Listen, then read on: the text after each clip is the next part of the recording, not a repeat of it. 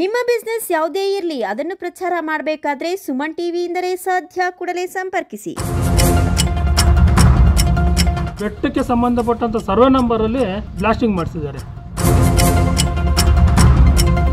ವರದಿ ಸಲ್ಲಿಸುವಂತೆ ಸದರಿ ಶಾಲೆ ಮುಖ್ಯ ಶಿಕ್ಷಕರಿಗೆ ಹಾಗೂ ಗುಡಿಬಂಡೆ ಪಟ್ಟಣದ ಬೆಟ್ಟದ ಪಾದದಲ್ಲಿ ಖಾಸಗಿ ವ್ಯಕ್ತಿಯಿಂದ ಸ್ಫೋಟ, ಸಾರ್ವಜನಿಕರಲ್ಲಿ ಭೀತಿ, ಅಧಿಕಾರಿಗಳ ನಿರ್ಲಕ್ಷ್ಯಕ್ಕೆ ಆಕ್ರೋಶ.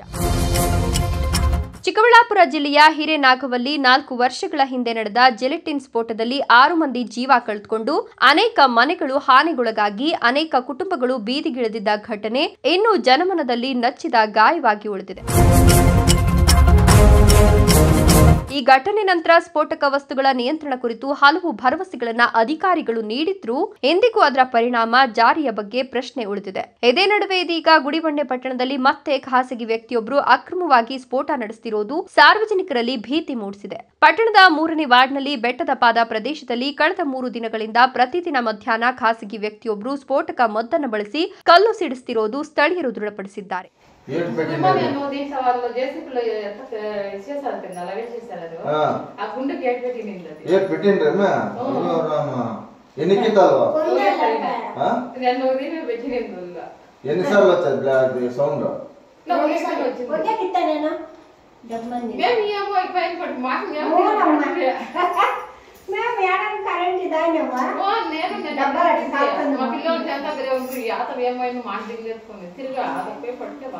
ಈ ಸ್ಫೋಟಗಳು ಬಿರುಸು ಧ್ವನಿಯೊಂದಿಗೆ ನಡೆಯುತ್ತಿರುವುದರಿಂದ ಪಟ್ಟಣದ ಸುತ್ತಮುತ್ತ ವಾಸಿಸುವ ಜನರು ನಡುಗಿ ಹೋಗುತ್ತಿದ್ದಾರೆ. ಅತ್ಯಂತ ವಿಷಾದನೀಯ ಸಂಗತಿ ಅಂದ್ರೆ ಈ ಸ್ಫೋಟಗಳು ನಡೆಯುತ್ತಿರುವ ಸ್ಥಳದ ಪಕ್ಕದಲ್ಲೇ ಒಂದು ಸರ್ಕಾರಿ ಶಾಲೆ ಇದೆ. ಶತಮಾನಗಳಿಂದ ಬಳಕೆಯಲ್ಲಿರ್ತಕ್ಕಂಥ ಪುರಾತನ ಶುದ್ಧ ಕುಡಿಯುವ ನೀರಿನ ಬಾವಿಯೂ ಅಲ್ಲೇ ಇದೆ. ಪ್ರತಿದಿನ ಪಟ್ಟಣದಾದ್ಯಂತ ಜನರು, ವಿಶೇಷವಾಗಿ ಚಿಕ್ಕ ಮಕ್ಕಳು, ಮಹಿಳೆಯರು, ವೃದ್ಧರು ಬಾವಿಗೆ ಬಂದು ನೀರು ತುಂಬಿಕೊಂಡು ಹೋಗ್ತಿದ್ದಾರೆ. ಇಂತಹ ಸಂದರ್ಭದಲ್ಲಿ ಭಾರಿ ಶಬ್ದ ಸ್ಫೋಟಗಳು ನಡೆಯುತ್ತಿರೋದ್ರಿಂದ ಜನರ ಜೀವ, ಆರೋಗ್ಯ, ಆಸ್ತಿ, ಶಿಕ್ಷಣ ಎಲ್ಲದರ ಮೇಲೂ ಅಪಾಯದ ನೆರಳು ಆವರಿಸಿದೆ.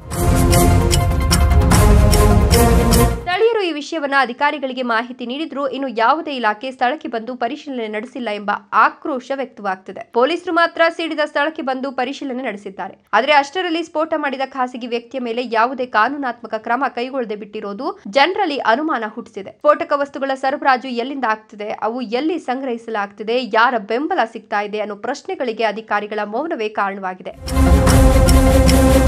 ಈ ಕುರಿತು ಕರ್ನಾಟಕ ದಲಿತ ಸಂಘರ್ಷ ಸಮಿತಿಯ ಲಕ್ಷ್ಮೀನಾರಾಯಣ್ ಮಾತನಾಡಿ, ಹಳೆಯ ಮನೆಗಳು, ಬಂಡೆಯ ಮೇಲೆ ನಿರ್ಮಿಸಲಾದ ಮನೆಗಳು ಈ ಸ್ಫೋಟಗಳಿಂದ ಕುಸಿಯುವ ಪರಿಸ್ಥಿತಿ ಎದುರಾಗಬಹುದು. ಪಟ್ಟಣದ ಜನರ ಸುರಕ್ಷತೆಗಿಂತಲೂ ಅಧಿಕಾರಿಗಳು ಖಾಸಗಿ ವ್ಯಕ್ತಿಯ ಪರವಾಗಿ ಮೌನ ಸಾಧಿಸುತ್ತಿರುವಂತಿದೆ. ತಕ್ಷಣವೇ ಆ ವ್ಯಕ್ತಿಯ ಮೇಲೆ ಕಾನೂನಾತ್ಮಕ ಕ್ರಮ ಜರುಗಿಸಬೇಕು ಅಂತ ಆಗ್ರಹಿಸಿದ್ರು. ಗುಡಿಬಂಡೆ ಪಟ್ಟಣ ವ್ಯಾಪ್ತಿಯಲ್ಲಿ ಇಲ್ಲಿ ಸಾಕ್ರೆವಂತಿದೆ. ಇದು ಬೆಟ್ಟದ ಬುಡದಲ್ಲಿ, ಬೆಟ್ಟದ ಕೆಳಗಿನ ಪೇಟೆ 3ನೇ ವಾರ್ಡು ಸಾಕ್ರೆವಂತಿದೆ. ಸೊ ಅಲ್ಲಿ ಕುಡಿಯೋ ಬಾವಿ ಒಂದಿದೆ. ಸೊ ಅಲ್ಲಿ ಕುಡಿಯೋ ಬಾವಿ ಹತ್ರ ಸುಮಾರು ಬೆಳಗ್ಗೆ, ಸಾಯಂಕಾಲ, ಮಧ್ಯಾಹ್ನ, ಎನಿ ಟೈಮು ನೈಟ್ ಟೈಮ್ ಬಿಟ್ಟರೆ ಡೇ ಟೈಮಲ್ಲಂತೂ ಪ್ರತಿ ಕ್ಷಣ ಅಲ್ಲಿ ಜನ ಇದ್ದೇ ಇರ್ತಾರೆ.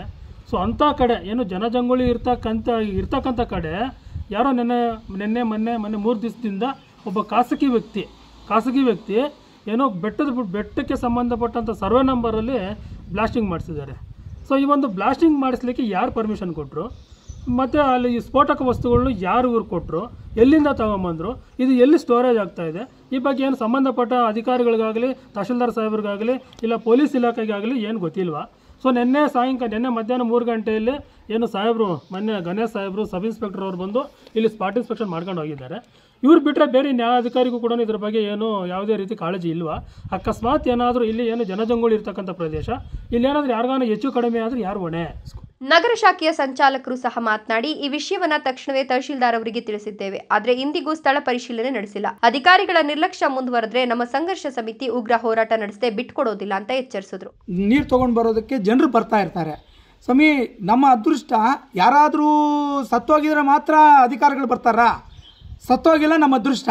ಇಲ್ಲ ಅಂದರೆ ನಾಳೆ ಬೆಳಗ್ಗೆ ರಾಜಕೀಯ ವ್ಯಕ್ತಿಗಳು, ಮತ್ತೊಬ್ಬರು ಪ್ರಭಾವಿಗಳು ಎಲ್ಲರೂ ಸತ್ತೋಗಿದೆ, ನಮ್ಮವ್ರು ಸತ್ತೋಗಿದ್ದಾರೆ ಬರ್ತಾರೆ. ಇದಕ್ಕೆ ಯಾರು ಹೊಣೆಗಾರರು? ನಮ್ಮ ತಹಸೀಲ್ದಾರ್ ಸಾಹೇಬರು ನಿನ್ನೆ ನಾವು ಮಧ್ಯಾಹ್ನ ಆಗಿರೋದು 1:15 ತಹಸೀಲ್ದಾರ್ ಸಾಹೇಬರು ಕೂಡ ಅಲ್ಲಿ ನಮ್ಮ ಹುಡುಗರೆಲ್ಲ ಅಲ್ಲಿ ಇದ್ದರು. ಅವ್ರಿಗೂ ಅಲ್ಲಿ ಶಬ್ದ ಬಂತು ಅಂತೆ ನಮ್ಗೆ ಹೇಳಿದ್ರು.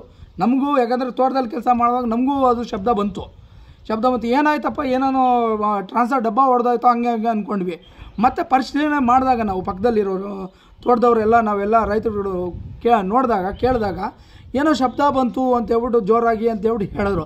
ಈ ಸಂಬಂಧಪಟ್ಟ ಅಧಿಕಾರಿಗಳು ಯಾರೇ ಆಗಲಿ ಇಲ್ಲಿ ಇಷ್ಟುವರೆಗಾಗಲಿ ಸಬ್ ಇನ್ಸ್ಪೆಕ್ಟರ್ ಗಣೇಶ್ ಸಾಹೇಬ್ರು ಬಿಟ್ಟರೆ ಇನ್ಯಾರೂ ಬಂದಿಲ್ಲ. ತಹಸೀಲ್ದಾರ್ ಸಾಹೇಬರು ಬಂದಿಲ್ಲ, ಸಂಬಂಧಪಟ್ಟ ಬೇರೆ ಅಧಿಕಾರಿಗಳು ಯಾರೇ ಆಗಲಿ ಬಂದಿಲ್ಲ, ಟೌನು RI ಕೂಡ ಬಂದಿಲ್ಲ.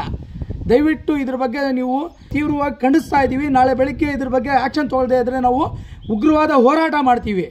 ದಯವಿಟ್ಟು ನಮಗೆ ನ್ಯಾಯ ಕೊಡಿಸಿ. ಪಟ್ಟಣದ ನಾಗರಿಕರು ನಮ್ಮ ಶಾಲಾ ಮಕ್ಕಳ ಸುರಕ್ಷತೆ, ಪುರಾತನ ಬಾವಿಯಿಂದ ದೊರೆಯುವ ಕುಡಿಯುವ ನೀರಿನ ರಕ್ಷಣೆ ಮತ್ತು ನಮ್ಮ ಮನೆಗಳ ಸ್ಥಿರತೆ ಎಲ್ಲದರ ಮೇಲೂ ಅಪಾಯ ಎದುರಾಗ್ತಿದೆ. ತಕ್ಷಣವೇ ಈ ಸ್ಫೋಟಗಳನ್ನು ನಿಲ್ಲಿಸಿ ಸಂಬಂಧಪಟ್ಟವರ ವಿರುದ್ಧ ಕಠಿಣ ಕ್ರಮ ಕೈಗೊಳ್ಳಬೇಕು ಅಂತ ಆಗ್ರಹಿಸಿದ್ದಾರೆ.